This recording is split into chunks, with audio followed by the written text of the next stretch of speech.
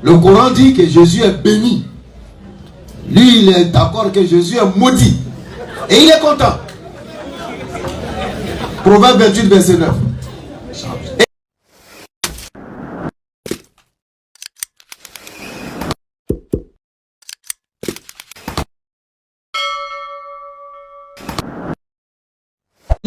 Une promesse directement à si je pense bien, Abraham. Nous prenons le verset, chapitre 17. Il vous reste 4 minutes. Ok, chapitre 17. Chapitre 17.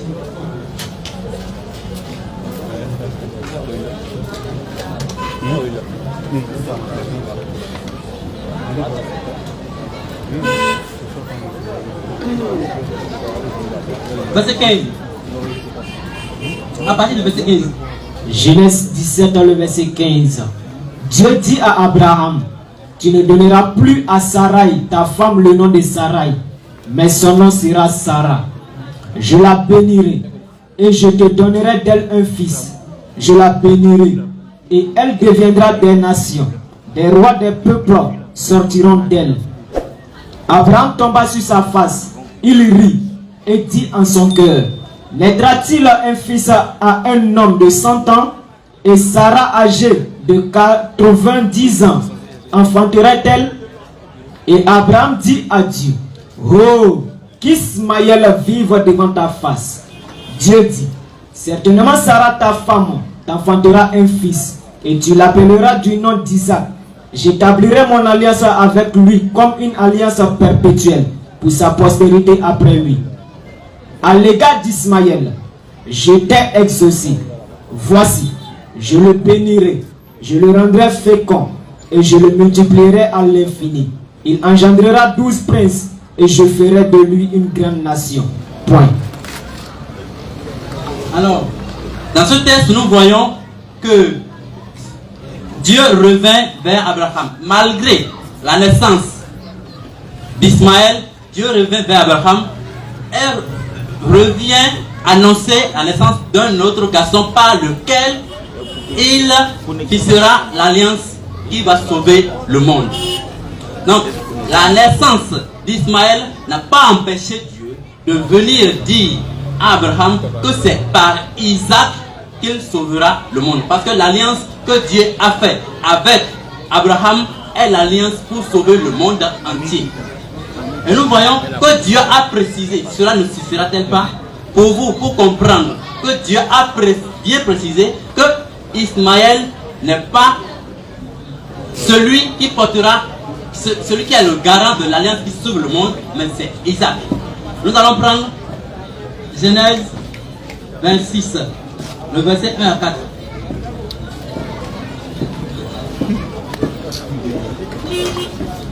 Genèse 26, le verset 1.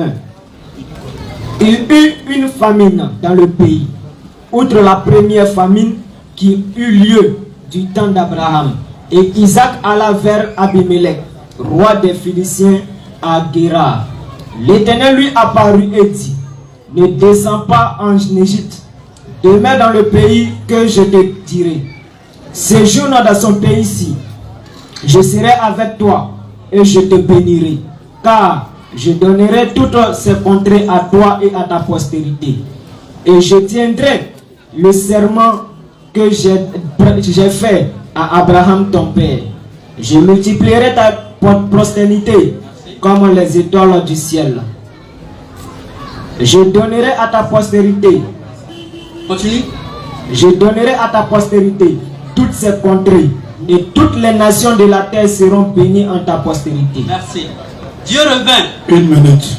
Ok, Dieu revint, dit à Isaac. Et nulle part Dieu ne l'a dit à Ismaël. Selon ce texte, Dieu revint dire à Isaac, toutes les nations de la terre seront bénies en toi. J'ai été musulman pour quelques chemins. Tout simplement parce que j'étais trop panafricain pour accepter, prier le Dieu de tout le monde à une langue qui n'est pas mienne. Et après avoir été chrétien, j'ai vu beaucoup de raisons pour ne pas l'être, pour ne pas redevenir musulman. Alors donnez-moi raison de me reconvertir aujourd'hui. Je vais refaire ma charda. Si vous me montrez dans les Écritures, dans le Coran, dans la sunna, comme vous le dites, dans la Bible, où Dieu a dit à Ismaël, toutes les nations de la terre seront bénies en toi. Dans le cas contraire, sachez que la bave va devenir la bave. Merci beaucoup au pasteur, aux disciples. Ok, 10 minutes pour les élèves. On va aller avec l'enseignement. J'aime bien ce qu'il a fait là, parce que là, moi, ça me permet de me mettre dans la position que je préfère. D'abord, il n'a pas le niveau. Je vais m'atteler à corriger tout ce qu'il a dit. Que nous qualifions de niveau en dessous du géonide. Parce que ça, c'est pas un niveau de débat.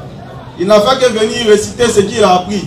Et il a dit dans sa parole qu'il était musulman quelques semaines. Non, moi je dis qu'il n'a jamais été musulman. Parce que le musulman, c'est celui qui connaît l'islam. C'est celui qui connaît Allah. Et quiconque connaît Allah ne peut quitter l'islam. Il n'a jamais été musulman. Et vers la fin, on va le prouver, Inch'Allah. Alors il a dit des choses qui font très très rire. Il dit, Agar est disqualifié. Qui es-tu pour disqualifier Agar? Et en même temps, lorsqu'il dit au frère de lire, il lit Genèse 16, verset 11, où Agar, qui se permet de manière farfelue de disqualifier, reçoit la visite d'un ange. Mais comment toi, ici, assis, tu peux disqualifier une femme qui reçoit la visite d'un ange? Et pas n'importe quelle femme. La première femme, comme on fait Abraham de le Salmodier, qui reçoit la visite d'un ange dans la Bible pour une annonce prophétique. L'ange de l'Éternel lui dit, et toi, tu te permets de disqualifier cette dernière. je multiplierai ta postérité. L'ange vient dire ça à la dame là, Agar, que lui se permet ici de disqualifier. Or, je répète, c'est la première femme dans la Bible qui reçoit la visite d'un ange pour une annonce prophétique. Et il lit Genèse 12, verset 3. Je bénirai ceux qui te béniront.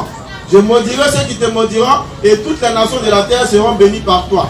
Il fait partie de ceux que l'Éternel va maudire parce qu'il maudit Abraham. Parce que là, il parle d'Agar comme une femme vile qui a couché avec Abraham. Et ça, c'est une manière de maudire Abraham. Parce que Abraham étant l'ami intime de Dieu, il ne peut aller vers une femme qui n'est pas la sienne. Agar était l'épouse d'Abraham. Alors si tu respectes l'Éternel, et si tu veux être béni, à travers ceux qui vont bénir Abraham, tu te dois de respecter l'épouse d'Abraham. Donc Genèse 12, verset 3, tu as déjà condamné, tu te mets dans la malédiction de l'Éternel. Et il dit dans ce verset, toutes les nations de la terre seront bénies à travers Abraham. Et il se permet de dire que cette promesse-là s'accomplit en Isaac, en prenant justement le verset qui montre que Isaac est disqualifié de cette promesse. Genèse 17, le verset 19. Celui qui n'a aucun niveau. Il a mis Genèse 17, verset 19, mais il a pris seulement la partie qui l'arrange. Alors que la bonne partie même est dans ce verset-là. Au verset 20. Allons-y sur le verset 19. Au verset 19. Dieu dit, certainement Sarah, ta femme t'enfantera un fils. Va t'enfanter un fils. Et tu l'appelleras du nom d'Isaac. Il s'agit bien d'Isaac. Alors, est-ce que c'est par Isaac que l'Éternel va bénir toutes les nations de la terre comme il a promis à Abraham? On va lire. J'établirai mon alliance avec lui. L'alliance que l'Éternel tisse comme une alliance perpétuelle avec Isaac est une alliance perpétuelle pour sa postérité après lui. Je donnais ce coup-là avant-hier à un homme sur les réseaux sociaux. Je vais encore lui dire de prendre des notes comme tu es un stylo, il faut écrire. Ici, là, le mot perpétuel n'a de sens que si tu ajoutes pour sa postérité après lui. L'alliance perpétuelle pour sa postérité après lui. Ce qui veut dire en français facile que l'alliance que l'Éternel fait avec Abraham, là, prenez Matthieu 1, verset 1, c'est pour, pardon, avec Isaac, là, c'est pour l'Éternel et Isaac, ainsi que les enfants ou les descendants d'Isaac. C'est ce qui est écrit postérité après lui. C'est pourquoi il prend le soin de préciser comme une alliance perpétuelle pour sa postérité après lui. Et ce qui veut dire que l'alliance que l'Éternel fait avec Isaac ne peut sortir des descendants d'Isaac. Alors que l'Éternel promet à Abraham que toutes les nations de la terre seront bénies par lui, Abraham. Mais pour Isaac, là, qui est son second fils, il dit c'est pour Isaac et ses descendants uniquement. Voilà pourquoi Matthieu 1, verset 1 dit ceci. Matthieu 1, le verset 1. Allons-y. Généalogie de Jésus-Christ. Lorsque le Nouveau Testament commence par le livre de Matthieu, on fixe directement la généalogie de Jésus-Christ. Pour le relier directement à fils de David, fils d'Abraham. Fils d'Abraham. On relie directement Jésus-Christ à Abraham. Vous dites que la promesse de Genèse 17, verset 19, selon laquelle l'Éternel tisse une alliance avec Isaac et ses descendants après lui, Jésus en fait partie. C'est pourquoi on fixe la généalogie pour dire que Jésus-Christ là, il est de cette alliance là. Mais cette alliance elle est uniquement pour Isaac et ses descendants après lui. Il a fait quelque chose encore qui fait rire, mais apparemment il ne suit pas bien nos vidéos. Genèse 26, prenez, on va lui donner le cours rapidement. Eh, mais comment un chrétien peut prendre Genèse 26? Genèse 26. Le verset 4 à Isaac. Au verset 4. Ça, c'est un manque total de compréhension. Ça, c'est une mauvaise foi. Mais pour lui, là, c'est un manque de connaissance. C'est pas ça, c'est pas la mauvaise foi. Lui, il ne sait pas. On va l'enseigner, allons-y. Au verset 3. Non, commence au verset 3. Au verset 3. Oui, vas-y. Séjourne dans ce pays-ci. Alors l'Éternel s'adresse à Isaac. Il dit, séjourne dans ce pays-ci. Je serai avec toi. On met Genèse 15, verset 15. Je serai avec toi. Car je donnerai toute cette contrée à toi. Je vais donner toute cette contrée à toi. Et à ta postérité. Ça là, il est en train de parler d'Isaac, on est d'accord. Maintenant il dit, et je tiendrai le serment je tiendrai le serment que j'ai fait à Abraham ton père. fait à Abraham ton père. Et quel a été ce serment? Je vais maintenant citer ce serment là. Allons-y. Je multiplierai ta postérité. Je vais multiplier ta postérité Comme les étoiles du ciel. Pause. Genèse 15, verset 15. 5 minutes. Genèse 15, le verset 15. Toi, tu iras en paix vers tes pères. Vive, vive. Toi, tu iras en paix vers tes pères. Allons-y. Tu seras enterré Oui. après une heureuse vieillesse. Genèse 15, verset 5. Donc dans ce Au verset 5. Genèse 15, verset 5, l'Éternel dit, va rapidement. Et après l'avoir conduit dehors, Oui. il dit, Oui. regarde vers le ciel et compte les étoiles. Si tu peux la compter, Quelle sera? ta postérité. Lorsque l'Éternel dit à Abraham que sa postérité sera comme les étoiles du ciel, c'est ce qu'il est en train de répéter dans la Genèse 26, verset 4. Relis la partie. Je multiplierai ta postérité comme les étoiles du ciel. Abraham, il a dit ça. Il n'a jamais dit ça à Isaac. Il n'a jamais dit à Isaac. C'est pour Abraham. Donc l'Éternel ne fait que répéter le serment qu'il avait fait à Abraham. Continue le serment. Je te donnerai à ta postérité toutes ces contrées. C'est ce qu'il vient de dire à Isaac. C'est ce qui concerne Isaac seulement. Et Continue. toutes les nations de la terre seront bénies en ta postérité. Maintenant, on revient sur cette partie. On revient sur la Genèse 17, verset 2 et suite, comme on a pour habitude de le faire. Au verset 2. Lorsque l'Éternel dit à Abraham que toutes les nations de la terre doivent être bénies par toi, on a vu que pour Isaac là, c'est déjà bouclé. C'est pour Isaac et ses descendants après lui. Donc Isaac est disqualifié. Voilà ce qu'on appelle disqualifié. Parce que l'alliance est perpétuelle pour sa postérité après lui. D'où Matthieu 1, verset 1, généalogie de Jésus reliée directement à Isaac à travers Abraham. Donc Jésus-Christ, Isaac, tous disqualifiés. Maintenant, qui est celui-là même dont les mots de la promesse ou dont les mots de l'alliance coïncident avec celle d'Abraham? Allons-y. Au verset 2. Au verset 2, l'Éternel J'établirai mon alliance entre moi et toi. il faut écouter et puis il faut écrire. Allons-y. Genèse 17, le verset 2. Allons-y. J'établirai mon alliance entre moi et toi. Oui. Et je te multiplierai à l'infini. Abraham sera multiplié à l'infini. Telles les étoiles du ciel et telle la poussière de la terre. Ce n'est pas le cas pour Isaac. Maintenant, cette parole-là, elle était répétée pour lequel de ses enfants? Au verset 20. Aussi. À l'égard d'Ishmaël, Ismaël. j'étais exaucé. Il a été exaucé à l'égard d'Ismaël. Il a été exaucé en quoi? Toutes les nations de la terre devaient être bénies par lui. Voici. Il a été exaucé. Voici, Il je le bénirai. sera béni Je comme le Abraham rendrai dans Genèse fécond. 17, verset 2. Il sera fécond comme Abraham dans Genèse 17, verset 2. Et je le multiplierai à l'infini. Le défi de me montrer une telle parole pour Ismaël, pour Isaac. Tu ne pourras jamais t'en sortir. Répète encore les deux versets pour qu'il. Au verset 2. Il est en train de faire le prétentieux, il n'a pas pris note. Alors, J'établirai mon alliance entre moi et toi. 1. Et je te multiplierai à l'infini. Multiplierai à l'infini. Au verset 20. Pour Isaac, on va voir si c'est dedans.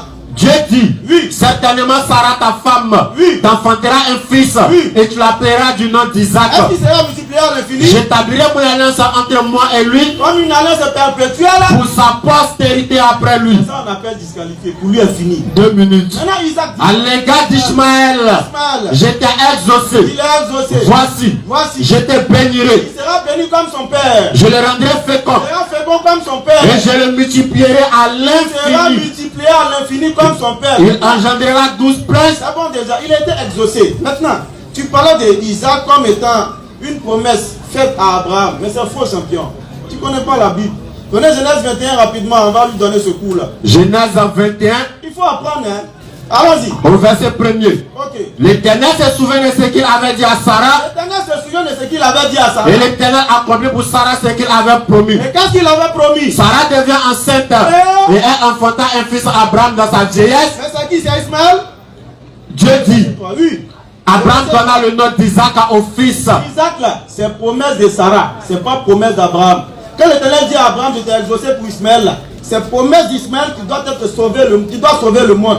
Il doit être béni à travers Ismaël et toutes les nations de la terre doivent être bénies en lui à travers Ismaël. Isaac est éliminé son plan.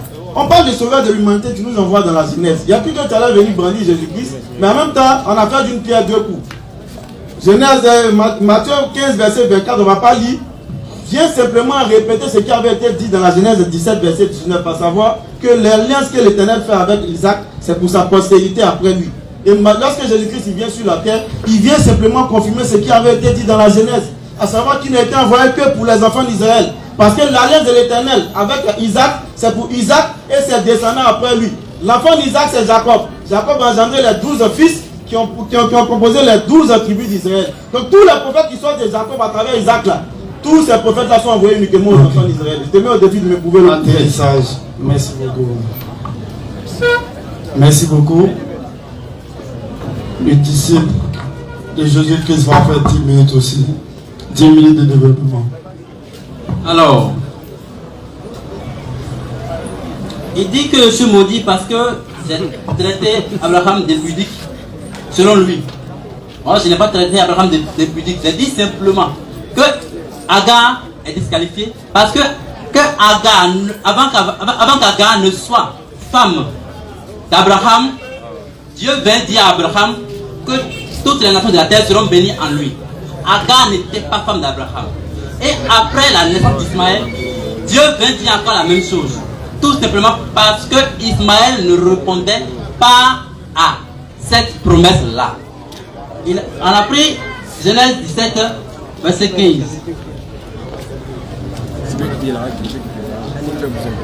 Verset 19, comme il a pris. Genèse 17, verset 19. Voilà. Dieu dit, certainement Sarah ta femme t'enfantera un fils et tu l'appelleras du nom d'Isaac. J'établirai mon alliance avec lui comme une alliance perpétuelle pour sa postérité après lui. Ok. Et lis-moi le verset 7. 17, le verset 7.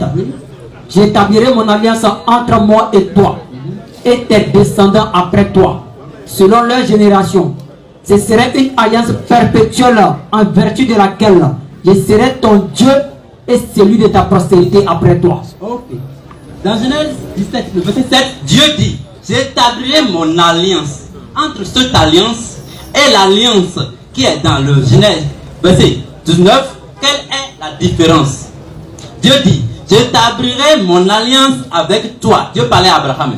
Et puis il revint dire à Isaac, dit à Abraham que c'est par Isaac que cette alliance sera fixée. Le débat n'est pas fini. Maintenant, très souvent, ce qu'ils ont l'habitude de faire, mais c'est une ignorance de la langue démoniaque. On va lire. Genèse 7, verset 19. On dit, Dieu dit, certainement ta femme t'enfantera un fils, et tu l'appelleras du nom d'Isaac. J'établirai mon alliance avec lui, comme une alliance perpétuelle pour lui et sa postérité. Qu'est-ce qui est pour Isaac et sa postérité? C'est l'alliance. Dieu a fait deux alliances. Dieu a fait une alliance avec Abraham à part et a fait une alliance avec Isaac à part. Montrez-moi là où c'est écrit. Et puis je viens de vous démontrer que la même parole que Dieu a dit à Abraham, il l'a répété à Isaac. Ils ont pris ce verset et puis ils ont fait une cacophonie. On va monter là-bas. C'est là le 6, le verset 1, le verset 4. Prenez le verset.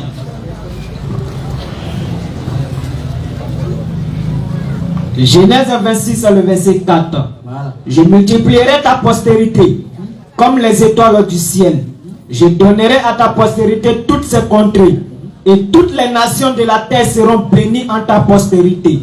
Il n'y a pas quelqu'un dans le monde entier qui va me prouver ici que ce verset n'est pas adressé à Isaac. Non, il n'y a pas. Si, dans le cas contraire, on lit à partir du verset 3. Séjourne dans ce pays-ci et je serai avec toi et je te bénirai car je donnerai toute cette contrée à toi et à ta postérité. Et je tiendrai le serment que j'ai fait à ton père. Il n'y a pas de point. S'il y avait 2 points, on peut savoir que la phrase suivante sera un récit qui était déjà dit. Il y a un point. Maintenant, on dit, je multiplierai ta postérité comme les étoiles du ciel, et je donnerai à ta postérité toute sa contrée et toutes les nations de la terre seront bénis en toi. Le mâle, lui, il vient prendre le verset 3 attribué à Isaac malgré cette toi, et puis il vient nous dire que le verset 4 est maintenant un récit que Dieu avait fait seulement à Abraham. Il n'y a pas de point pour que le français nous dise que ici c'est un récit, c'est pas un récit. Dieu est en train de dire la même promesse parce que l'alliance avec Abraham dans Genèse 7, le verset 7 est la même alliance dans Genèse 15, dans Genèse 17, le verset 19, s'il vous plaît. Maintenant, il dit, ne vous moquez pas, parce que je suis un peu bégué. Je suis bégué. On va prendre le livre de Matthieu. Matthieu 15, le verset 25. Prenez-moi le livre là. On va régler ça rapidement. Matthieu 15, le verset 25. Lisez-moi le verset 25. Matthieu 15, le verset 25. Mais elle vint se prosterner devant lui, disant, Seigneur, secours-moi. Continue. Il répondit, il n'est pas bien de prendre le pain des enfants et de le jeter aux petits chiens. Continue. Oui, Seigneur, dit-elle, mais les petits chiens mangent les miettes qui tombent de la table de leur maître. Alors Jésus lui dit, femme, ta foi est grande, qu'il te soit faite comme tu veux. Et à l'heure même, sa fille fut guérie. Au verset 29, Jésus quitta ces lieux. Ça va. Remonte un peu en haut. Là où Jésus dit qu'il n'a été envoyé que le peuple d'Israël. Il vous reste 5 minutes. Il n'y a pas de problème. En haut, je dis en haut. Au verset 24, il lui répondit. Je dis en haut. Là où je dis. Au verset 23, il ne lui répondit pas un mot. Et ses disciples s'approchèrent et lui dirent avec insistance, renvoie-la, car elle crie derrière nous. Il répondit, je n'ai été envoyé qu'aux brebis perdues de la maison d'Israël. Merci. Ça, c'est la phrase fétiche ou bien chétif des musulmans du monde entier. Jésus-Christ n'a été envoyé qu'aux brebis perdues d'Israël. Ce contexte, c'est-à-dire ce texte a un contexte qu'il faut enseigner. Là, vous avez l'habitude de minimiser tous vos co-débatteurs. Attention, parce que vous ne savez pas qui il est pour être à côté. Alors, ici, il est écrit, Jésus a dit de sa bouche qu'il n'a été envoyé qu'aux brebis perdues d'Israël. Ensuite, il s'est passé quelque chose. Il dit à la dame, il n'est pas bien de jeter, de prendre le pain des enfants et de le jeter aux chiens. C'est-à-dire, les enfants d'Israël sont les enfants et ce sont les païens qui sont chiens. Alors la dame répondit elle reconnaît sa place.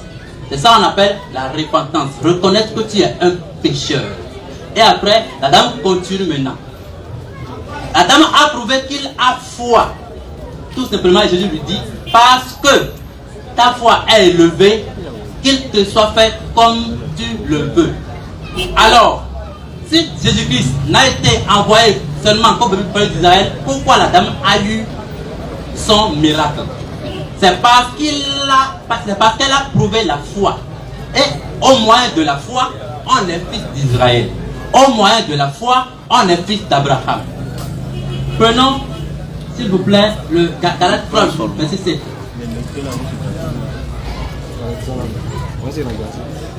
Galates 3, le verset 7. 3. Galates 3, le verset 7. Reconnaissez donc que ce sont ceux qui ont la foi, qui sont fils d'Abraham. On dit de reconnaître que ce sont eux qui ont la foi, qui sont fils d'Abraham. On va prendre le verset Luc 19, verset 9. 2 minutes. Luc 19, verset 9. Luc 19, le verset 9. Oui.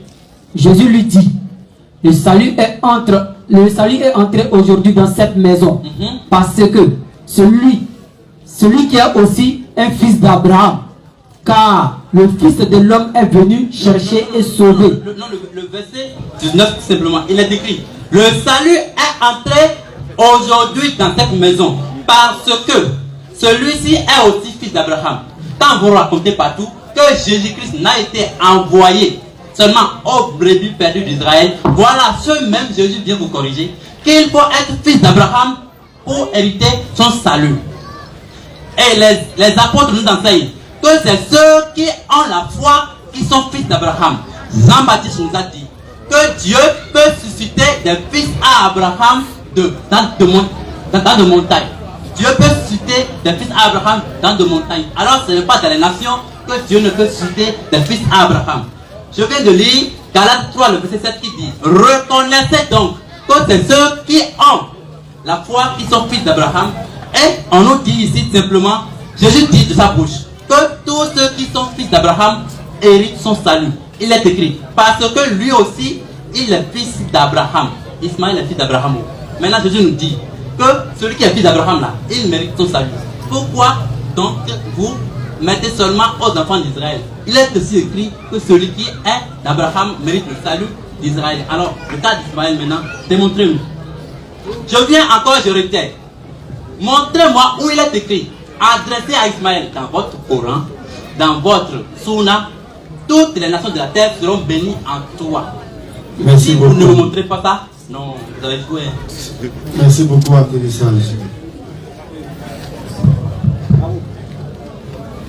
Vous avez 10 minutes pour répliquer. Vraiment, on va reprendre la méthode d'avant, avant de commencer à demander CV avant de faire débat. Reprenez Genèse 26, verset 3 et suite. Vraiment. Genèse 26. Je ne sais pas s'il sait dans quoi il est. Genèse 26, on va. Le verset 3. On va pour une dernière fois redonner cet enseignement-là pour qu'il puisse comprendre une fois pour toutes. Séjourne dans ce pays-ci. L'Éternel s'adresse à Isaac en lui disant: séjourne dans ce pays-ci.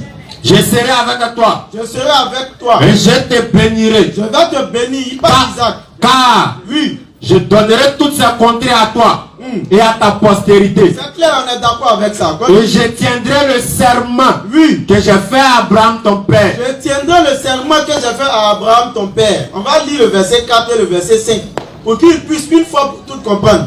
J'ai fait exprès, on n'avait pas lu le verset 5. J'ai dit qu'il allait aller prendre le verset pour le lire et lire la suite pour pouvoir comprendre. Mais il montre que ce n'est pas quelqu'un qui veut apprendre. Il est campé parce que là-bas il y a la facilité. Allons-y. Je multiplierai ta postérité. L'Éternel dit à Abraham: je multiplierai ta postérité. On est tous d'accord avec ça. Comme les étoiles du ciel. Genèse 15, verset 5, il a dit à Abraham: regarde le ciel, ta postérité sera comme les étoiles du ciel. C'est ce qu'il est en train de répéter. Continue. Je donnerai à ta postérité toutes ces Je contrées. vais donner à ta postérité toutes ces contrées. Et toutes les nations de la terre seront bénies en ta On est postérité. tous unanimes que c'est à Abraham que l'Éternel a dit ça. Parce qu'Abraham. Maintenant, il continue en disant maintenant dans le verset 5, parce que Abraham, c'est pas Isaac. Parce qu'Abraham a obéi à ma voix. Voilà pourquoi il lui a donné cette promesse. Ce serment qu'on vient de lire, il dit, il lui a donné ça parce qu'Abraham a obéi à sa voix. Et qu'il a observé mes ordres. Abraham a observé ses ordres. Mes commandements. Abraham a observé ses commandements. Mes statuts. Ses statuts. Et mes lois. Et ses lois pour terminer. Donc Genèse 26, verset 3 à 6. Une fois pour toutes, retient que le verset 4, il est en train de répéter le serment dont il a parlé dans la fin du verset 3. Et Genèse 26, verset 5 vient confirmer qu'il s'agit d'Abraham.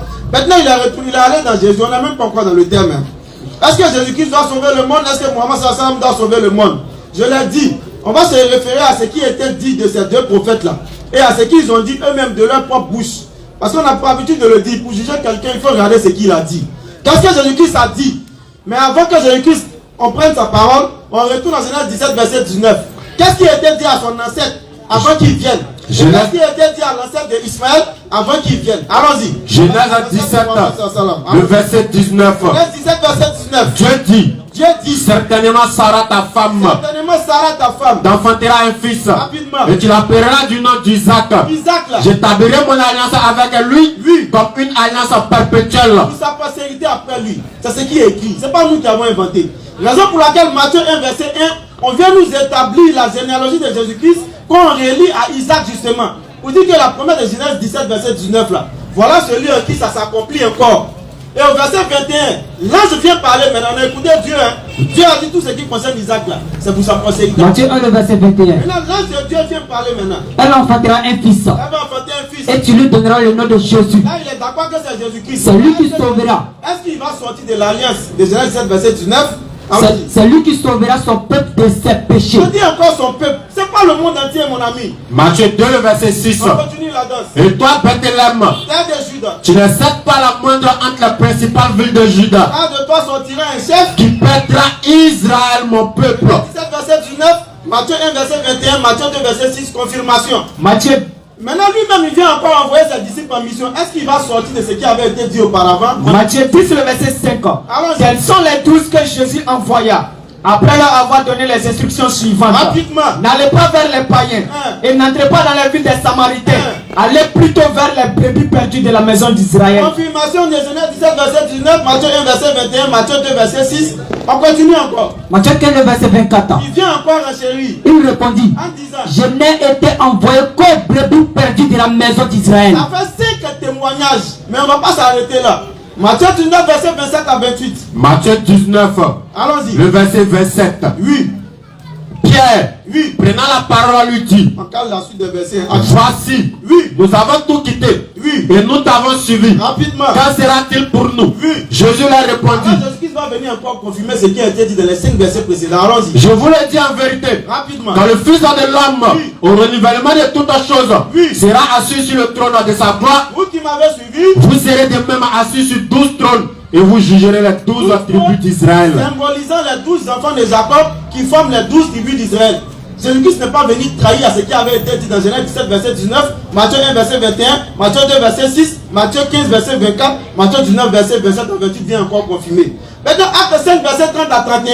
Si jamais Jésus-Christ est mort, chose qui n'est pas vraie, il n'est jamais mort, mais on concède, supposons qu'il est mort. Le Dieu, Le mort là même là, ça a profité à qui selon la le Dieu Oui. de nos pères Allons-y, a ressuscité Jésus Oui. que vous avez tué en le pendant au bois Dieu l'a levé par sa droite comme prince et sauveur. pour donner à Israël, Même s'il est mort, chose qui est fausse, il n'est jamais mort. Même s'il est mort, là, on dit c'est pour Israël. pour donner à Israël. 13, verset 23. Allons-y, il en a dans Acte 11, le verset 19. Allons-y. Ceux qui avaient été dispersés par la persécution survenue à l'occasion d'Étienne Allons-y. allaient jusqu'à Phénicie, Oui. dans l'île de Chypre Oui. et à Antioche, Ouais. annonçant la parole seulement qu'aux Ils Juifs. n'ont pas trahi les 7 versets cités. À 13, le verset 23. C'était la postérité de David. C'est les disciples qui parlent. Ceux même qui étaient Jésus-Christ, jetés pour les lui disent c'est de la postérité de David, quel éternel. Selon sa promesse Suscité à Israël, un sauveur qui est Jésus. Tu vois, non, mon ami? 4 Tous minutes. les versets montrent que c'est Jésus-Christ qui est venu sauver Israël. Et tous ces versets-là sont la confirmation de Genèse 17, verset 19. Malheureusement, tu n'as pas le niveau. Donc cela, ça fait dormir un peu le débat. Surat 61, le verset 6. Allons ici, Matthieu, Genèse 17, verset 20. À l'égard d'Ishmaël, On a parlé d'Isaac, c'est fini. Maintenant, à l'égard d'Ismaël, je t'ai exaucé. oui, Voici, Oui. je le il bénirai, sera béni. je le rendrai fécond Il sera fécond. et je le multiplierai à Il est à l'infini. l'infini. C'est pas limité à sa postérité. Il engendrera 12 princes. L'infini, c'est l'infini qui m'intéresse. Il sera multiplié à l'infini. Chose qui n'a pas été dit pour Isaac. Ça a été dit pour Abraham, ça a été dit pour Ismaël. Maintenant, le descendant d'Ismaël, comme tu as reconnu que le prophète Mohammed sur la salle là. Qu'est-ce qui a été dit pour Surat 25 à le verset 1er. Allons-y. Qu'on exalte à la bénédiction Oui. de celui qui a fait descendre le livre de discernement sur son serviteur, Il a cité- afin qu'il soit un Envoyez avertisseur, dans vos sunnahs, dans vos Corans, de donner un verset seulement. afin qu'il soit un avertisseur à l'univers. Multiplié à l'infini. Qui a été dit à Isaac. Donc, il est talent. Le père est trop précieux. Il était dit à Ismaël qu'il sera multiplié à l'infini. Maintenant, son descendant là, regarde ce qu'il a dit pour lui, sera un avertisseur pour l'univers à l'infini. Surat 21, le verset 107. Encore, on vient Et parler nous de ne lui. t'avons envoyé Qu'en tant que nous t'avons envoyé qu'en tant que miséricorde pour l'univers. à l'infini, mon ami, à l'infini. Les deux prophéties sont claires. Les descendants des deux personnes concernant ces deux prophéties sont clairs. L'un c'est pour sa postérité après lui, confirmé par Jésus-Christ, qui le dit dans plusieurs de ses paroles. Et l'autre qui sera multiplié à l'infini à l'égard de son père Ismaël, confirmé aussi dans le livre qui est venu avec lui. À savoir qu'il sera multiplié à l'infini parce qu'il sera un sauveur pour l'univers tout entier. Je donne les 2 minutes à bénir. Il a 2 minutes. faut faire les 2 minutes. Qui t'a dit? Attends là-bas. Vas-y. Attends, viens faire dormir les gens. Moi, c'est quelqu'un qui parle, il laisse pas. Alhamdulillah, je pense que moi, c'est Diabal a tellement bien planté le décor qu'il n'en vaut même pas la peine de pouvoir partager la viande des souris entre 2 bataillons. C'est pas évident. Il a voulu avoir de la visibilité, mais il quittera ici avec de l'invisibilité. Parce que personne ne le connaîtra après ce matraquage argumentaire. Cher frère, tu n'as pas le niveau, c'est pourquoi on ne se donne pas de paix. Attends, un modérateur. Je peux? Voilà. C'est pourquoi on ne se donne pas de peine pour pouvoir te déguster à 2. J'ai permis à moi de te donner tout ce qu'il faut pour toi. Parce que moi, je vais simplement te dire que tu ignores même que Ishmaël n'est pas l'enfant d'Agar. Ça, tu ne le sais même pas. Tu ne sais même pas que Ishmaël, selon la Bible, n'est pas l'enfant d'Agar. Parce que lorsqu'on lit Genèse chapitre 30 et que tu retournes à Genèse chapitre 16, verset 2 à 3, tu comprends que Ishmaël est l'enfant de Sarai. Selon la loi mésopotamienne. Donc quand tu viens rejeter Ishmaël comme ça, il faut faire attention. Il faut savoir qui il est. Genèse 16, Bismillah. au verset 1er. Non. La femme d'Abraham, Sarah, ne lui avait pas donné d'enfant, mais elle avait une servante égyptienne nommée Agar. Et Sarah dit à Abraham, vois, je t'ai pris. Yahvé n'a pas permis que j'enfante. Va donc vers ma servante. Va donc vers ma servante. Peut-être obtiendrai-je par elle des enfants. Donc l'enfant qui naît de la servante Agar est l'enfant de Sarai. Note explicatif F. D'après le droit mésopotamien, une épouse stérile pouvait donner à son mari une servante pour femme et reconnaître comme sien les enfants nés de cette union. Si tu rejettes Ismaïl, ça veut dire que Genèse 30, toute la descendance de Jacob doit être rejetée également parce qu'ils ont le même scénario que Sarah et Agar. Chers frères, le salut de l'humanité ne peut sortir que de Ismaël. Il n'y a pas de débat. 2 versets coraniques t'ont été donnés. Surat 25, 1er, 34, 28, tout cela te démontre que Mohammed est celui-là qui devait orienter l'humanité vers le Dieu véritable qui est Allah. Et quand on prend Jean chapitre 1, à partir du verset 21, une question sera posée à Jean-Baptiste. Es-tu Élie? Es-tu le Christ? Es-tu le prophète? Il a demandé tout à l'heure, sortez-moi un verset de la Bible qui parle de l'annonce d'un prophète. Deutéronome chapitre 18, à partir du verset 18. Ce verset, nous l'aimons bien. Parce que tous les chrétiens qui contestent, ce soir vous aurez encore une autre dimension de la connaissance de ce verset-là. Bismillah. Deutéronome 18, le verset 18. Le temps est arrivé, combien de minutes me reste? Je les susciterai du milieu de leurs frères. Je les susciterai du milieu de leurs frères. Un prophète comme toi. Je mettrai mes paroles dans sa bouche. Alors rapidement, quand on remonte à Deutéronome chapitre 5, verset 1er, Moïse marchait avec les 12 tribus d'Israël. Tous les 12 enfants de Jacob étaient avec Moïse. Et on dit à Moïse, Moïse leur dit, d'entre vos frères. Mais qui sont les frères des Ismaélites? Pardon, des Israéliens. Qui est le frère d'Israël? Le frère d'Israël s'appelle Esso. Alors quand on dit un prophète suscité d'entre les frères d'Israël, ça ne peut sortir que d'Esso. Alors nous demandons à tous les chrétiens du monde entier, y compris le pseudo-disciple de Jésus, de nous donner le nom du prophète qui a été issu d'Esso, d'entre les frères des enfants d'Israël. Ok, atterrissage. Atterrissage. La dernière 10 minutes de développement.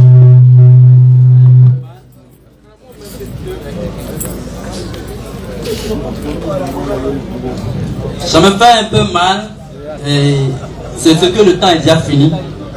Mais on va continuer. Monsieur Moaz nous dit, parce qu'il a dit à Ismaël, tu seras multiplié à l'infini, alors il est pour le salut du monde. Non, à grand jamais, non. Il dit que parce qu'il a dit, Ismaël sera multiplié à l'infini, cela ne veut pas dire que toutes les nations de la terre seront bénies en lui. Selon le verset que j'ai pris tout à l'heure, Genèse 17, le verset 7, relisez-moi s'il vous plaît. Genèse 17, le verset 7.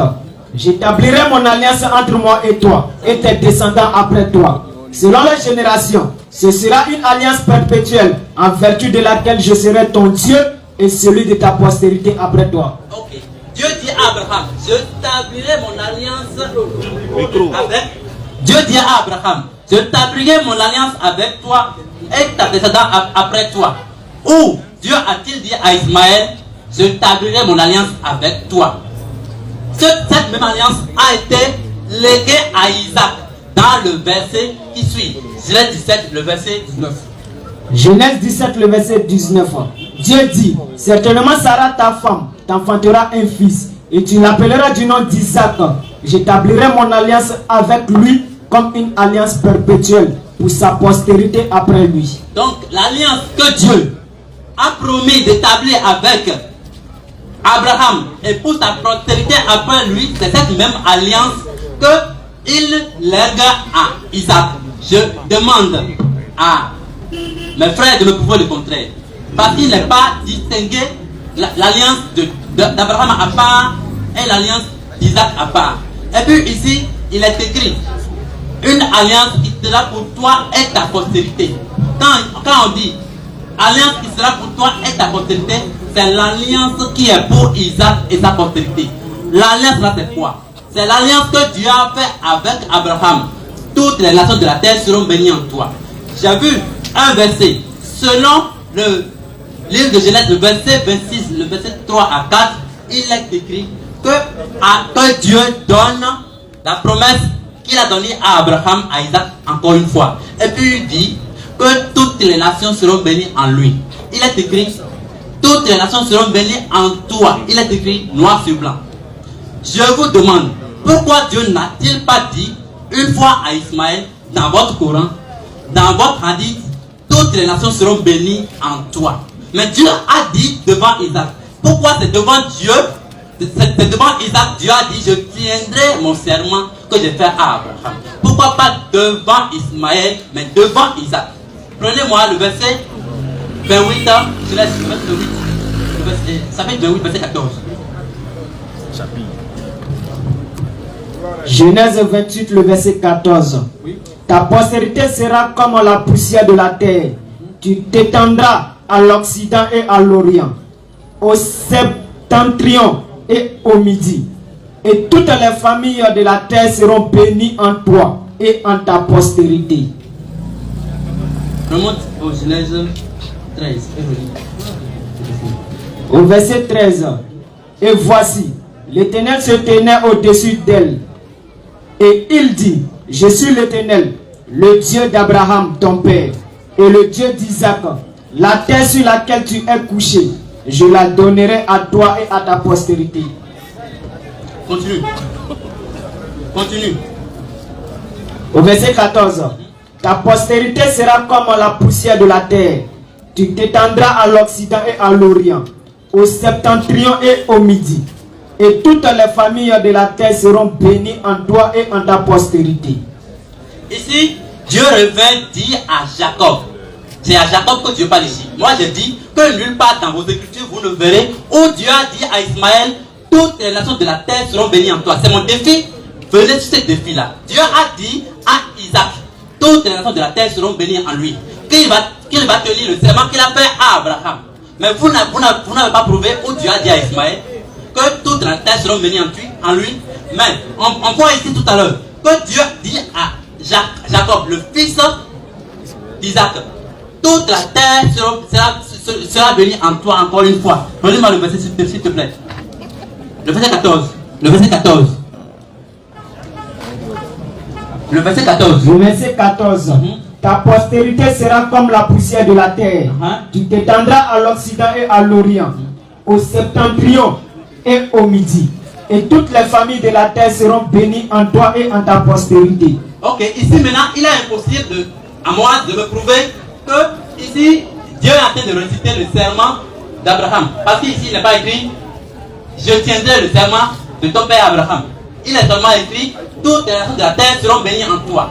Alors, Israël, Jacob qui est devenu après Israël, Dieu lui dit, toutes les nations de la terre seront bénies en toi. Le débat n'est pas fini. Montrez-moi où il est écrit dans votre Coran, dans votre Bible, dans vos livres, toutes les nations de la terre seront bénies en Ismaël. Vous ne verrez pas.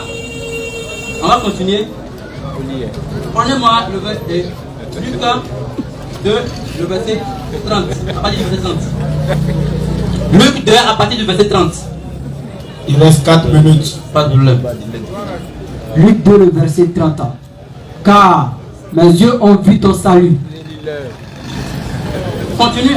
Pourquoi vous continuez? Salut que tu as préparé devant tous ces peuples. Lumière pour éclairer les nations. Et gloire d'Israël, ton peuple. Son père et sa mère étaient dans l'admiration des choses qu'on disait de lui. Ok. Il est écrit. Il est écrit ici. Car mes yeux ont vu ton salut.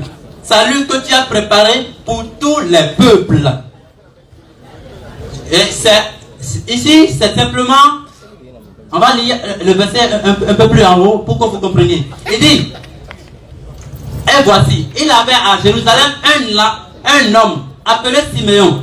Cet homme était juste et pieux. Il attendait la consolation d'Israël et le Saint et l'Esprit Saint était en lui. On dit, il avait été divinement averti par le Saint-Esprit et il ne mourrait point avant d'avoir vu le Christ du Seigneur. Il vint au temple poussé par l'Esprit et comme les parents apportaient le petit enfant Jésus pour accomplir à son égard ce qu'ordonnait la loi, il reçut dans ses bras et bénit Dieu. Il dit, maintenant Seigneur, tu laisses ton serviteur s'en aller en paix selon ta parole, car mes yeux ont vu ton salut. Salut que tu as préparé devant tous les peuples. Il n'y a pas acception de peuple ici. Il n'y a pas exception de peuple. C'est devant tous les peuples. Salut que tu as préparé devant tous les peuples. Et gloire d'Israël. Monsieur Moïse a dit tout à l'heure que la mort de Jésus-Christ est seulement pour les enfants d'Israël. J'ai déjà démontré ici que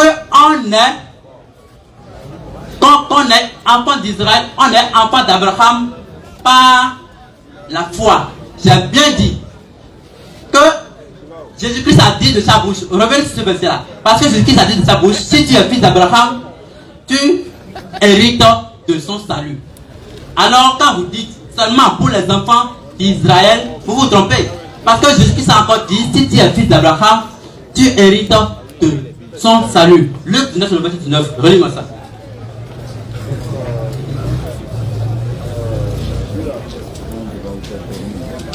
Le verset 19. Il lui dit, toi aussi, sois établi sur 5 villes. Point.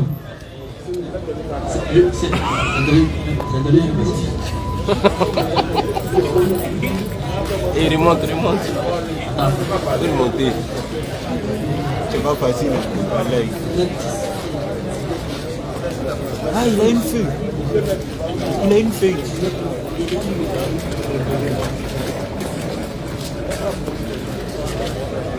Je ne voulais pas l'aider.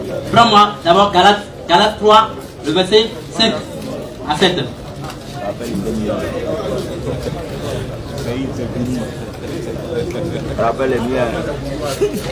Galates 3, le verset 5 à 7. Galates 3, le verset 5. C'est lui qui vous accorde l'esprit, oui, et qui opère des miracles parmi vous. Oui. Le fait-il donc par les œuvres de la loi ou par la prédication de la foi? Comme Abraham crut à Dieu et que cela lui fut imputé à justice. Reconnaissez donc que ce sont ceux qui ont la foi qui sont fils d'Abraham. Il est écrit que c'est ceux qui ont la foi qui sont fils d'Abraham. Donc, si c'est ceux qui ont la foi qui sont fils d'Abraham, ça veut dire qu'on n'a pas besoin d'être israélite géographiquement limité pour hériter du salut de Jésus-Christ. Dans Matthieu 15, le verset 5, parce que la dame a eu la foi, a prouvé sa foi, il a eu ce qu'elle voudrait. Tout simplement, ça clôt le débat. Si Jésus n'était pas envoyé pour tout le monde entier, comment il a pu donner le miracle à la femme? Ici, il a écrit, Luc 19, le verset 9. Luc 19, le verset 9. Alors, On a arrivé à atterrissage. Ça finit. Franchement, on ne sait pas on est dans quoi. Attendez. Allah Akbar. Et retenez que pour rappel, la conférence c'est conférence débat. Quand on va finir avec le petit poisson, on va entamer la conférence qui nous concerne. C'était juste pour rincer la bouche, mais malheureusement, frère, je ne sais pas, bon, c'est normal si les pasteurs se cachent. Les arrivants vont sortir de l'eau pour venir se faire mouvoir. Jusque là, on ne comprend pas où il va. Nous, on est vers le 7e ciel, lui, il est encore en bas. On ne sait pas où il va. Frère, on t'a informé depuis la base. Tu allais, ce qui m'a plu, tu allais jusque chez Abraham, Ismaël, Isaac. Ça, c'est bon. Mais on t'a démontré que Ismaël est l'enfant de Sarai.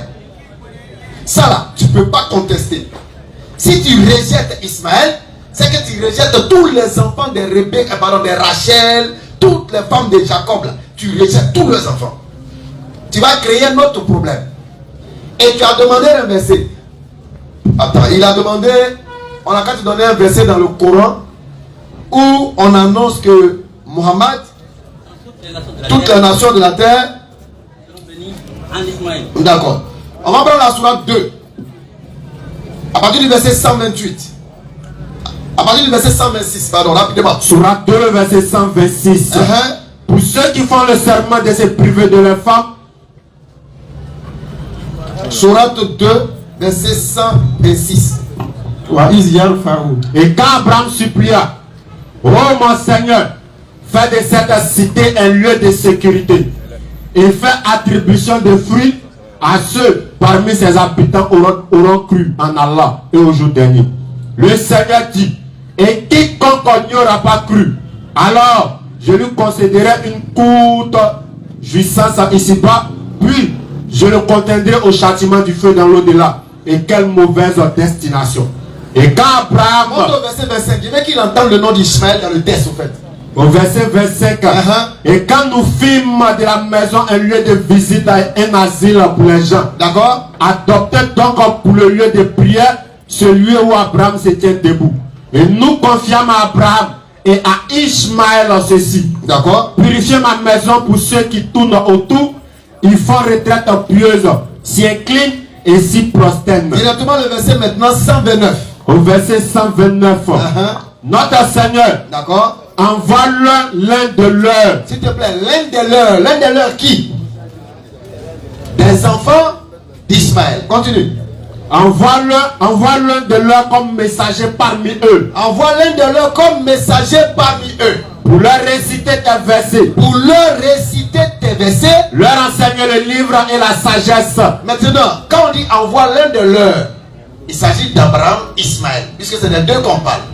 Et la sourate 25 maintenant vient te dire qui est ce l'un de leurs. Qu'on exalte à la bénédiction. Qui est ce l'un de leurs? Qu'on exalte à la bénédiction. Non.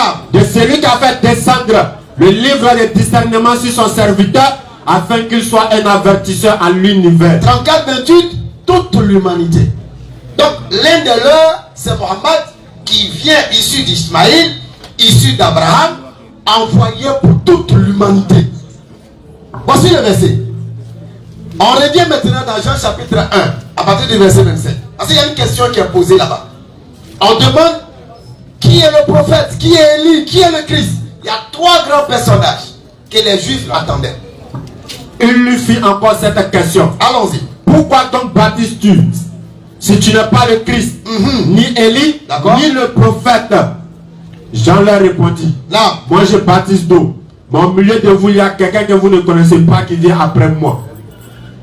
Alors, on pose la question. Si tu n'es ni Élie, ni le Christ, ni le prophète, pourquoi tu baptises?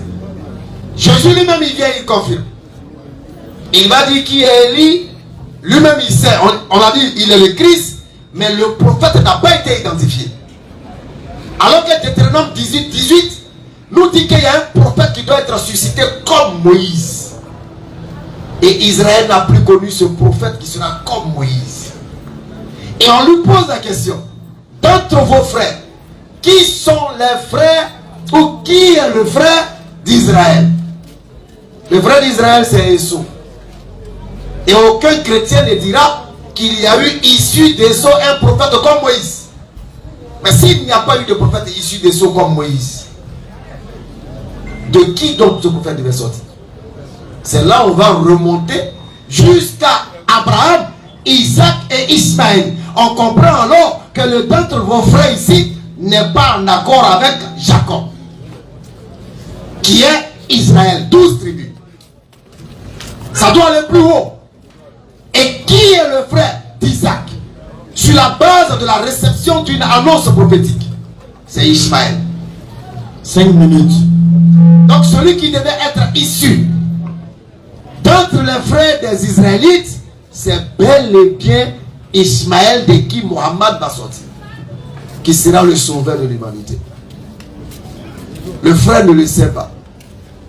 Nous, il nous fait beaucoup de peine, mais nous faisons droit pour qu'Allah puisse ouvrir son cœur. Il est sincère. Et Allah, il a dit dans la sourate 2, verset 113, les juifs ne tiennent sur rien, les chrétiens ne tiennent sur rien. Voici une preuve palpable. Il ne tient sur rien. Il dit non, je bègue. Qui t'a dit que pour nous béguer c'est un problème? Il n'y avait pas plus grand bègue que Moïse. Il n'y avait pas plus grand bègue que Moïse. Mais Moïse a annoncé les plus belles paroles. Il était le prophète avec qui Dieu parlait face à face. Donc béguer n'est pas un problème. Mais toi, pour toi, c'est un problème. Tu bègues parce que tu ne sais pas. Parce que tu n'as aucune connaissance. Sinon, si tu avais la connaissance et l'assurance argumentaire, tu verrais qu'on ne sentirait même pas ça. Donc, chers frères, tu nous as tué le temps. On s'attendait à plus lourd pour pouvoir corser encore les enseignements. Mais bon, je pense que ce qui a été donné est suffisant. On ne va pas trop tergiverser là-dessus. On va continuer. Et puis tout à l'heure, on va entamer la conférence parce que c'est ce qui nous intéresse. Inch'Allah. Salam alaikum. 3 minutes. Donc, alhamdulillah. Je pense que mon frère a déjà tout dit, mais on va encore revenir sur quelques éléments parce qu'il a dit, Moaz a dit, nulle part moi je n'ai dit que Jésus-Christ, si jamais il devait mourir, sa mort devait profiter uniquement aux enfants d'Israël. On me relit le verset. En fait, le manque de connaissances t'envoie à blasphémer, à divaguer. On a lu un verset de la Bible. Nulle part Moaz n'a affirmé quoi que ce soit venant de lui-même. Tout ce que j'ai dit, c'est à travers les versets. C'est pas comme toi qui bloques en ne connaissant même pas un verset d'un argumentaire que tu as préparé depuis le nord du pays pour soi-disant venir nous rencontrer avec. Malheureusement, rien que tu n'avais pas bien regardé nos vidéos. Allons-y. Acte 5, le verset 30. C'est pas moi qui ai dit. Le Dieu de nos pères a ressuscité Jésus, que vous avez tué. On précise que pour nous, Jésus-Christ n'a jamais été tué. Mais si jamais il a été tué pour vous les chrétiens là, sa mort même ne vous profite pas. Ça profite à ceux-là. Allons-y. Dieu l'a élevé par sa droite comme prince et sauveur. Pour donner à Israël la repentance et le pardon des péchés. C'est pas moi ce qu'il a dit, c'est la Bible qui l'a dit. 13 verset 23, c'est de la postérité de David que l'Éternel, selon sa promesse, a suscité à Israël un sauveur, Jésus-Christ. C'est pas moi ce qu'il a dit, c'est la Bible qui l'a dit. 11 verset 19, ils ont annoncé la parole seulement aux Juifs. C'est pas moi ce qu'il a dit, c'est la Bible qui l'a dit. 16 verset 4 et 5, lorsqu'ils sont allés annoncer la parole, le Saint-Esprit les empêche d'annoncer la parole en Asie. Tout simplement parce que le message apporté par Jésus-Christ n'a pas été envoyé pour ça. Mais le verset même qui normalement doit te clouer le bec, le verset même qui doit faire en sorte que tu ne dois plus parler, c'est le verset qui traite du jour de la résurrection.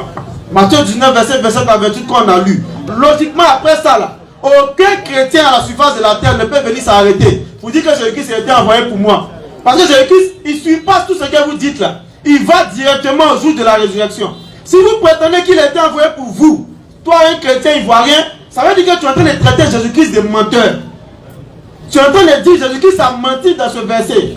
Parce que le verset est clair et ça fait partie des lettres rouges de la Bible. Pierre, les paroles qu'ils attribuent directement à Jésus-Christ. Pierre, prenant la parole, lui dit, Pierre, qui est le capitaine des apôtres, il veut savoir quel sera son sort pour avoir cru en Jésus-Christ. Voici, oui, nous avons tout quitté et nous t'avons suivi. D'accord. Quand sera-t-il pour nous? Il faut arrêter boisson là, c'est pas bon. Allons-y. Jésus l'a dit. Jésus l'a dit. Je vous l'ai dit en vérité. Je vous le dis en vérité. Quand le Fils de l'homme, oui, au renouvellement de toutes choses, sera assis sur le trône de sa gloire, vous qui m'avez suivi, vous serez de même assis sur 12 trônes. Et vous jugerez les 12 tribus d'Israël. Logiquement, pour quiconque aime Jésus-Christ, comme il le dit dans Jean 14, verset 15, si vous m'aimez, gardez mes commandements. Pour quiconque aime Jésus-Christ, là, ce verset-là est suffisant pour savoir qu'il n'a pas été envoyé pour lui. Parce qu'il traite du jour de la résurrection. Il dit ce jour-là, ceux qui l'ont suivi vont juger uniquement les 12 tribus d'Israël. Il n'y a pas de verset qui dépasse celui-là. Mais malheureusement, par paresse de pouvoir pratiquer l'islam, qui est une religion qui a beaucoup de garde-à-fous, qui est une religion qui a des interdits. Et ces interdits-là viennent logiquement réguler ta vie sur la terre. Ne bois pas l'alcool. La Bible te dira dans Nombre 31, verset 5 à 6, donnez de la liqueur forte à celui qui a de l'amertume dans l'âme. Et donnez du vin à celui qui périt. Qu'il boive et qu'il oublie ses problèmes. Le Coran dit non, non, non. Ridisun min amali shaitan. Vous avez vu le gars tout à l'heure, il veut me frapper. C'est une abomination œuvre du diable. Éloignez-vous afin que vous réussissiez.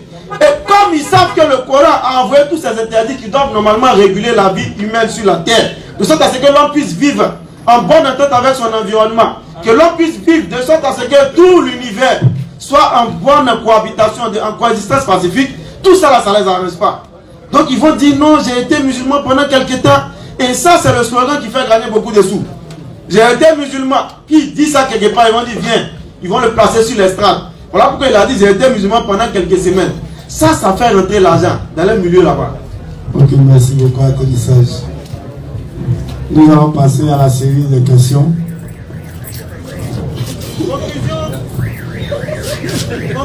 Conclusion.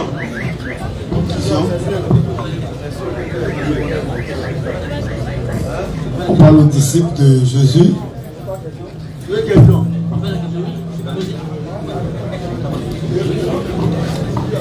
Ah, on peut te sauver, on dit de laisser question, on ne tire pas. On a deux questions.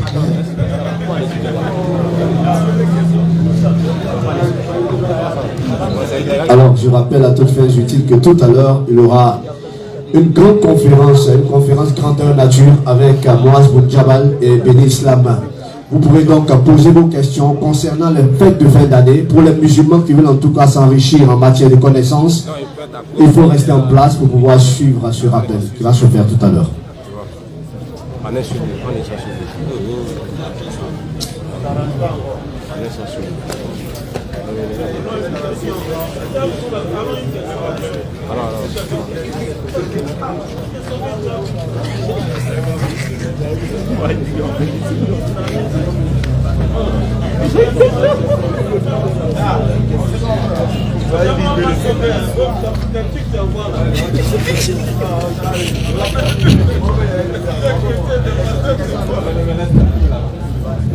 Ok, Inch'Allah, vous allez interagir une question entre vous.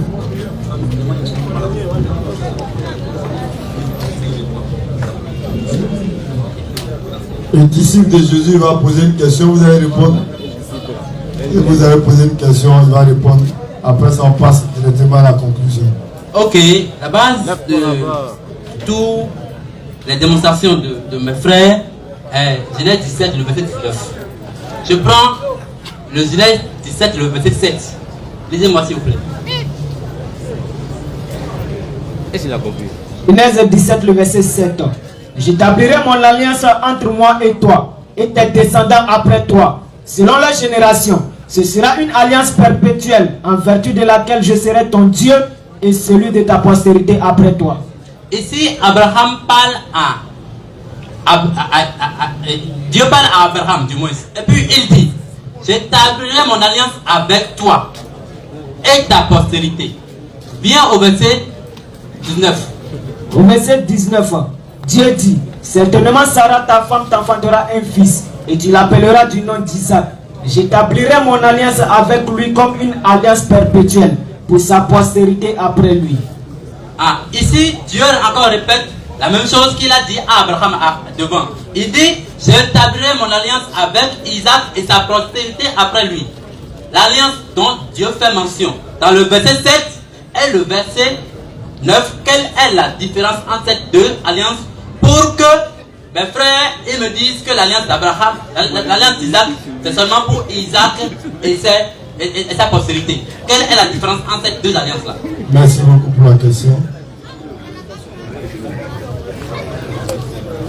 Alors, je ne sais pas si tu as compris ta question. Genèse chapitre 17, 7 dit. Allons-y. Genèse 17, le verset 7.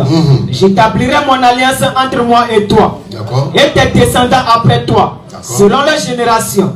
Ce sera une alliance perpétuelle en vertu de laquelle je serai ton Dieu et celui de ta postérité après toi. Voilà le problème. Et quand tu t'en vas prendre Genèse 17, à partir du verset 19, on dit Isaac et sa postérité après lui. Ça te montre clairement que Isaac et sa postérité, ça ne sort pas. C'est restreint. Et c'est ce qu'on a essayé de t'expliquer. Quand tu prends Genèse chapitre 10, on dit j'établirai mon alliance entre moi et toi et tes descendants après toi. Ismaël fait partie de la descendance d'Abraham. L'alliance d'Isaac est circonscrite entre Isaac et ses descendants. Ce qui n'est pas le cas pour Ismaël. C'est à l'infini.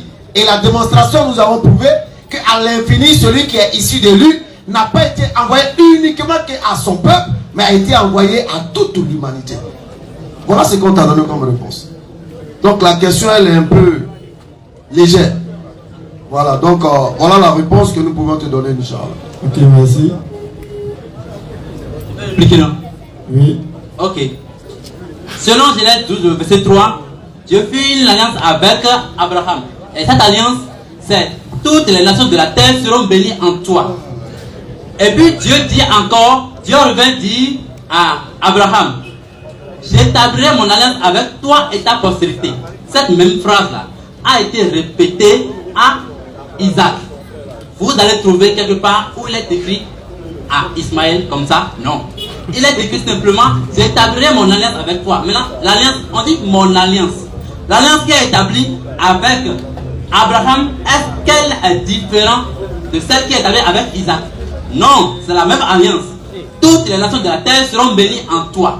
Jamais vous ne verrez nulle part. Donc la question, mon frère, il n'a pas répondu à la question. J'ai demandé la différence entre les deux alliances. Parce qu'il a écrit mon alliance là-bas, l'alliance de Dieu et puis l'alliance de Dieu, en bas et en haut. Maintenant, j'ai demandé la différence entre les deux alliances.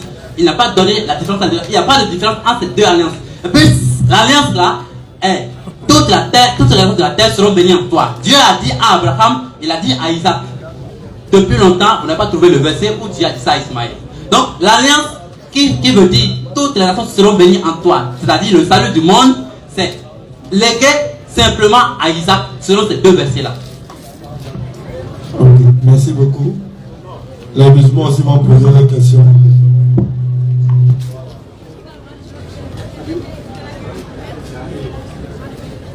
Ok.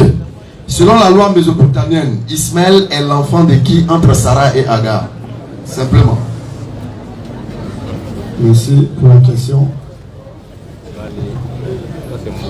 Vous avez 3 minutes pour répondre.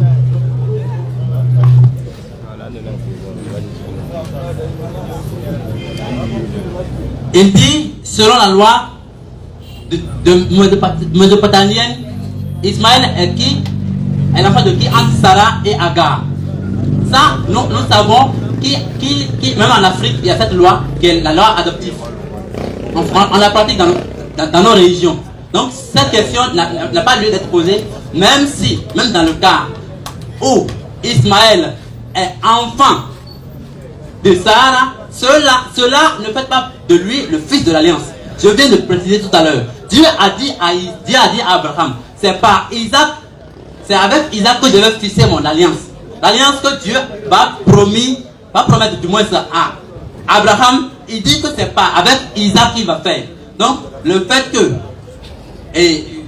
Ismaël soit fils de Sarah par adoption, cela ne donne pas le droit à Ismaël pour être du salut du monde, parce que Dieu n'a jamais dit nulle part toutes les nations de la terre seront bénies en Ismaël.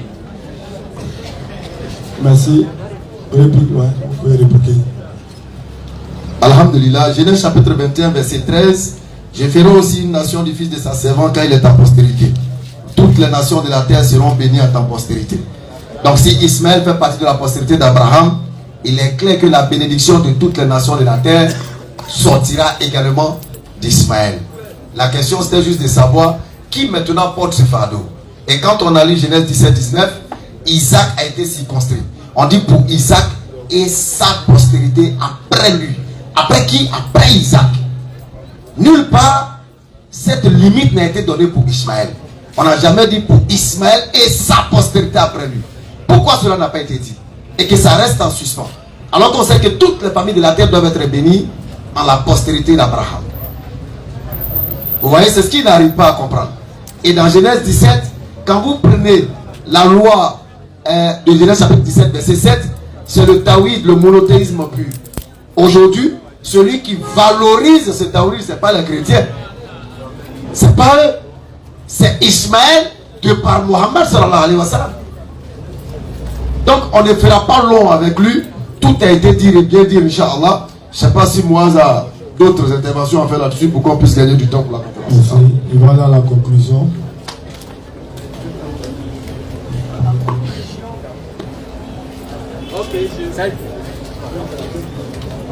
Ok, je remercie pour m'avoir accueilli, je vous remercie.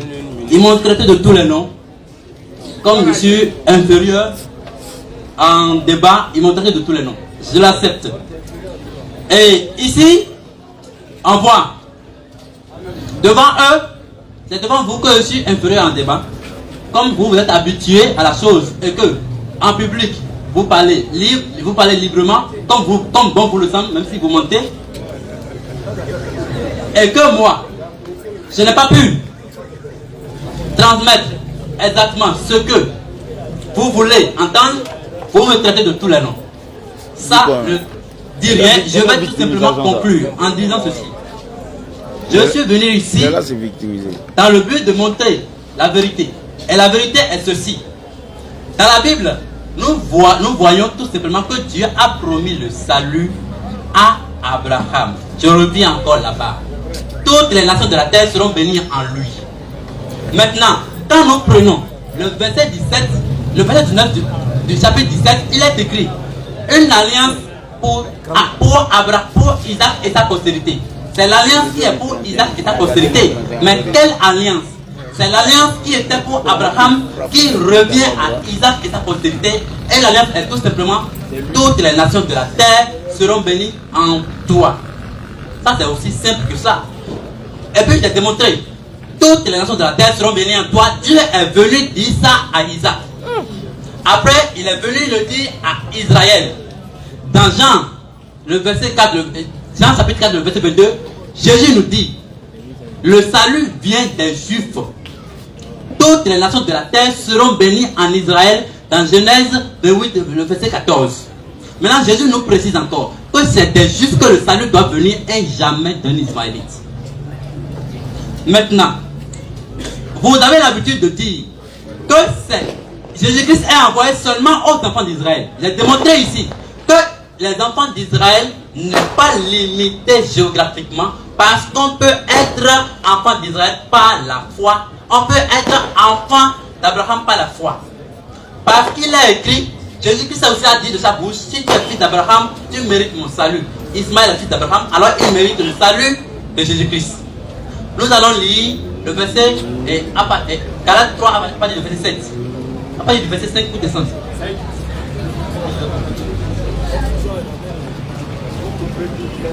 Galates 3 à partir du verset 5. Galates 3, le verset 5. Oui. Celui qui vous accorde l'esprit et qui opère des miracles parmi vous, le fait-il donc par les œuvres de la loi ou par la prédication de la foi? Ici, il est écrit, celui qui vous accorde l'esprit, le fait-il donc par les œuvres de la loi? Ici, simplement, on nous montre que ce n'est pas par la loi, on est sauvé, mais par la foi. Continue. Comme Abraham crut à Dieu et que cela lui fut imputé à justice. Au temps d'Abraham, il n'y avait pas la loi. Mais on dit cela lui fut en justice. Sans la loi, Abraham fut imputé en justice à cause de la foi. Continue. Reconnaissez donc que ce sont ceux qui ont la foi qui sont les fils d'Abraham. Il est écrit que ce sont ceux qui ont la foi qui sont les fils d'Abraham. Si j'ai la foi, automatiquement je deviens fils d'Abraham. Jésus-Christ a dit que son salut est valable pour les fils d'Abraham. Alors par la foi, on est israélite. Il y a Israélite en tant que pays, Israélite en tant qu'homme, et Israélite en tant que peuple de Dieu. Sur toute la terre. Maintenant, continue. Non,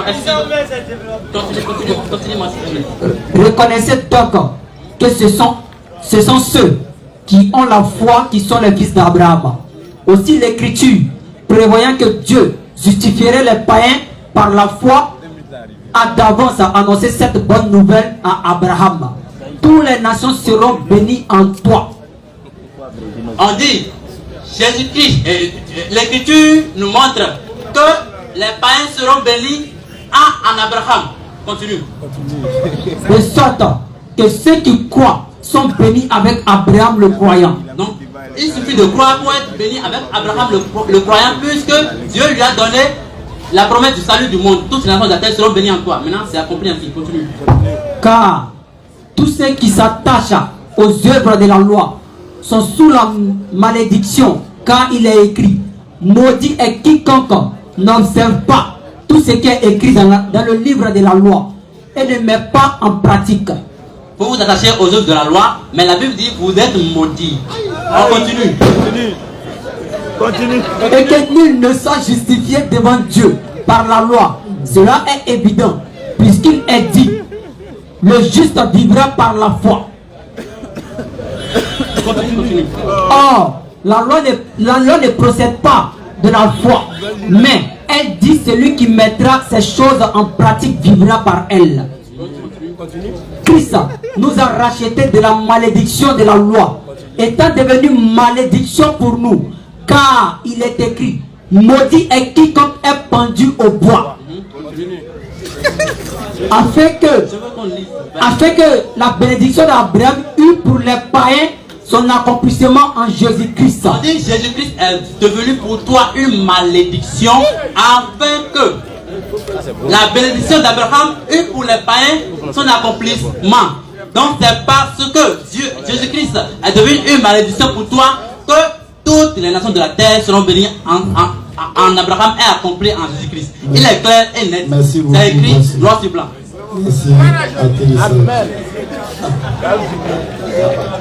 Alhamdulillah, Surah 19, verset 33, si j'ai bonne mémoire. Il est très heureux de maudire Jésus et le dire avec fierté. C'est dommage. Surah 19, le verset 30. Mais le peuple dit: je suis vraiment le serviteur d'Allah. Il m'a donné le livre et m'a désigné prophète. Où que je sois, il m'a rendu béni. S'il te plaît. Le Coran dit que Jésus est béni. Lui, il est d'accord que Jésus est maudit. Et il est content. Proverbe 28, verset 9.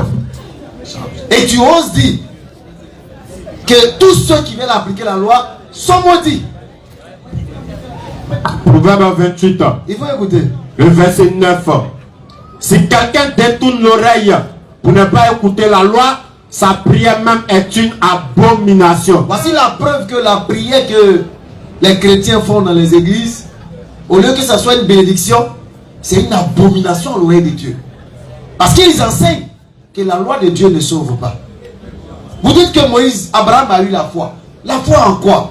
En un commandement que Dieu lui a dit: donne-moi ton fils.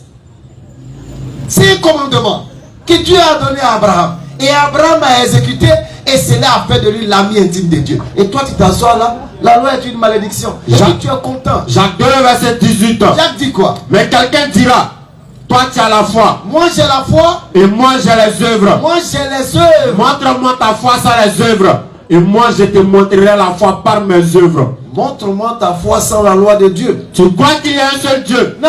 Tu fais bien. Les démons le croient aussi. Et ils tremblent. Veux-tu savoir, ô homme vain, que la foi sans les œuvres est inutile? Abraham, notre père, ne fut-il pas justifié par les œuvres lorsqu'il offrit son fils Isaac sur l'autel? Vous voyez que l'homme est justifié par les œuvres et non par la foi seulement.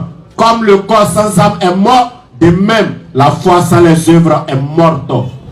Ça dit, c'est dommage. Et nous, ici, nous, on invite les musulmans à être encore heureux, fiers d'être musulmans, parce que c'est une aimant, c'est une grâce.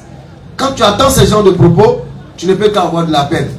C'est pourquoi chaque fois, au lieu de les rejeter ou les regarder mal, il faut faire droit pour eux. Eux-mêmes là, ils ne savent pas dans quoi ils sont. Si un homme normal ne peut pas s'arrêter, pour dire si tu appliques la loi de Dieu, tu es maudit. Un homme normal. Donc faisons droit pour eux. Aïe malo aïe du malo.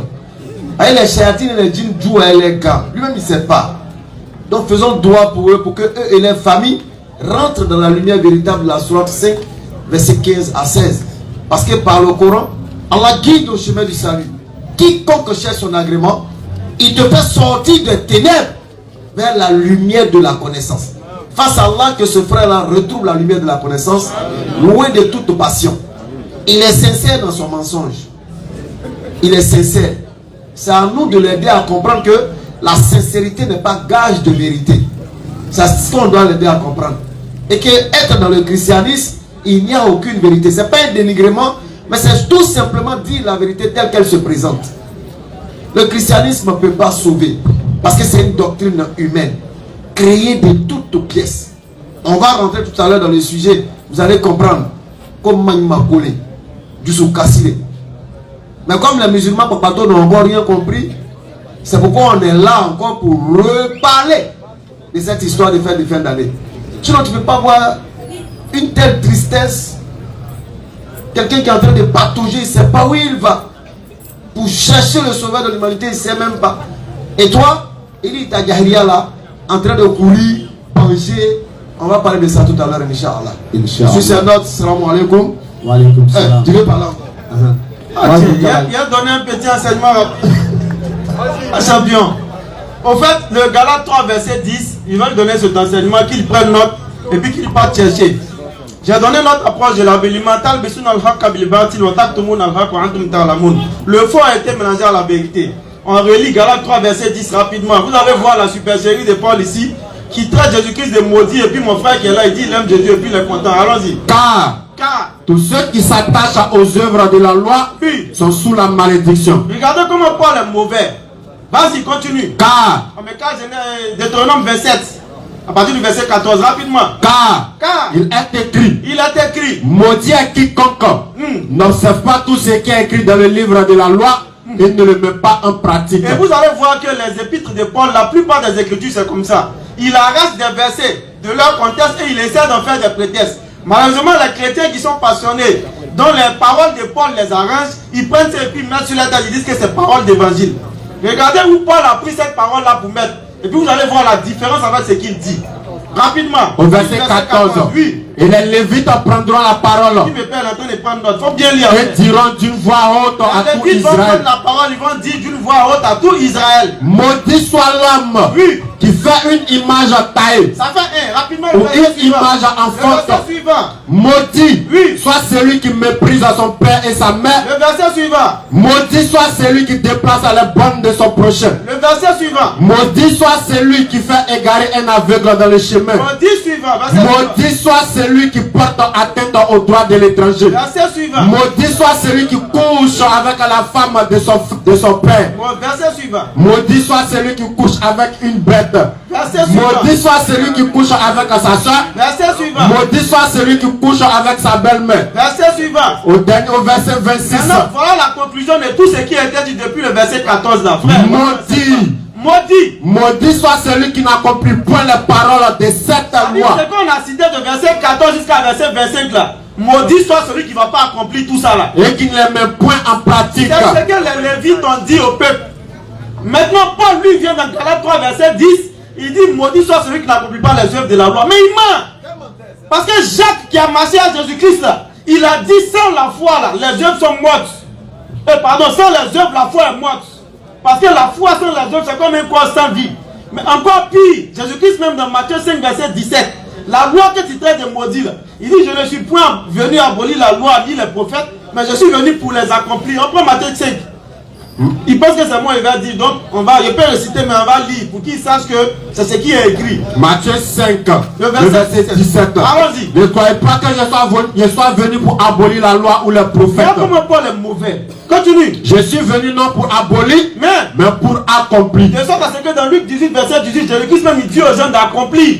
Mais si celui qui accomplit a maudit, pourquoi Jésus-Christ dit à l'homme qui est venu lui demander comment faire pour aller au paradis? Il dit il faut accomplir les œuvres de la loi. Verset 19. Mais pourquoi il lui dit ça alors que celui qui accomplit doit être maudit? Allons-y. Celui donc qui supprimera l'un de ses plus petits commandements. Celui qui va essayer de supprimer l'un de ses plus petits commandements. Et qui enseignera aux hommes à faire de même. Il va enseigner aux hommes à faire de même. Sera appelé le plus petit dans le royaume des cieux. Tellement la loi est importante, on dit celui qui ne va pas faire et puis il va appeler les gens à ne pas faire, il sera appelé petit dans le royaume des cieux. Mais celui qui les observera, oui, et qui enseignera à les observer, comme nous les musulmans, celui-là, oui, sera appelé grand dans le royaume des cieux. C'est pas nous, on sera grand dans le royaume des cieux. Continue le dernier. Au verset 20. Oui. Car, oui, je vous le dis, en vérité, si votre justice, oui, ne surpasse pas, oui, celle des scribes et des pharisiens, c'est la loi. Allons-y. Vous n'entrerez point dans le royaume des cieux. C'est clair. 1 Jean 3, le verset 4. Allons-y. Quiconque pêche transgresse la loi. Ça dit que c'est ça qu'on va terminer. Quiconque pêche, ça dit que c'est le livre de Jean qui parle. 1 Jean 3, le verset 4. La loi. Quiconque pêche transgresse la loi. Transgresse la loi. Et le péché est la transgression de la loi. C'est la transgression de la loi. Donc sans loi, il n'y a pas de péché. Bon, toi, tu es en train de dire que la loi, c'est malédiction. Donc, chers frères, j'espère que tu as pris bien note de ce que nous avons dit. Galates 3, verset 10, en réalité, l'enseignement se trouve dans Deutéronome 27, verset 14 à 26. Si tu lis ça, tu vas connaître la supercherie de Paul. Chers frères et sœurs, c'était l'intervention des élèves d'Abdul-Majid. En tout cas. Bismillah, on va commencer la conférence, je crois. Ouais. Donc, le frère Sylvanus, merci infiniment d'être passé sur le plateau des élèves d'Abdul-Majid Rabab 1781 pour le débat. À présent, mesdames et messieurs, restez en place car va débuter la conférence de haut niveau. Vous pourrez poser toutes vos questions concernant donc, les fêtes de fin d'année. Merci. Déjà, je plante le décor. Quiconque va quitter ces lieux-là parce que le débat est fini, en réalité, il n'aime pas l'islam, il aime le spectacle. Quiconque va quitter ces lieux parce que le débat est fini, en réalité, il n'aime pas l'islam. Il n'aime pas la vérité de la pratique de l'islam, il aime plutôt le spectacle. C'est pourquoi nous avons pour habitude de dire, au-delà du spectacle que les débats procurent, nous ne sommes pas des artistes. Nous, là, on n'est pas des stars de football, on n'est pas des stars de magazine. Vous venez chercher à se faire voir à travers les débats. C'est pourquoi vous constaterez que là-bas, on évite trop les débats souvent. Parce que les gens s'habituent au spectacle que procurent les débats. Ils oublient même la quintessence, ils oublient même l'essence pour laquelle nous faisons les débats. C'est pour montrer la véracité de l'islam. C'est pour dire à toi, musulman, que tu es dans la vérité. Et quiconque musulman admet